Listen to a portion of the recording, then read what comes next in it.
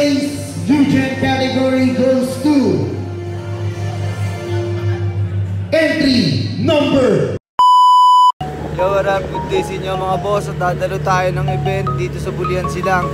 At pupunta na tayo doon mga boss. Ingat natin. Let's go!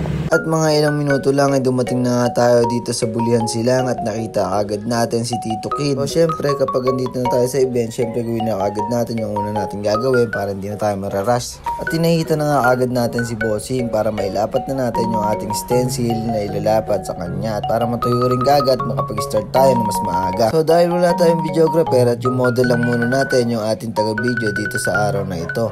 At ngayon na nga lang pala ulit tayo nakasali sa On The Spot Tattoo Competition dahil ngayon lang tayo nagkaroon ng model para napakahirap na humanap ng model ngayon dahil nakakalang ng ibang magmumodel sila yung babayaran.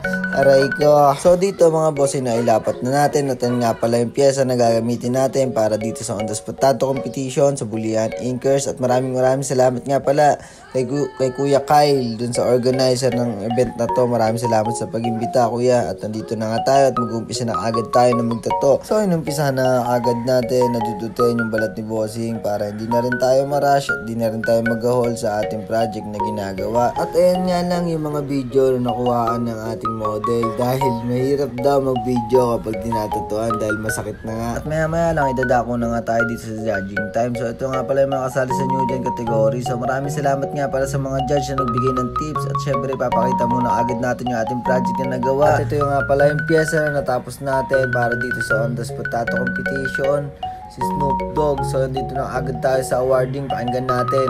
Base Judging category goes to entry number 3. At sa hindi naasahan, nakasungkit nga tayo ng 10th place mga boss. So hindi natin naasahan yan dahil bonus na lang yung manalo ka dahil sa experience pa lang panalo ka na. Lalong na sa mga advice ng mga judge. Maraming salamat sa inyo mga boss. So muli, ako nga pala si Ayuk, tattoo artist from Kawit, Cavite. Kita kasi ulit sa mga event na paparating. Maraming salamat sa support nyo palagi mga boss. Peace out!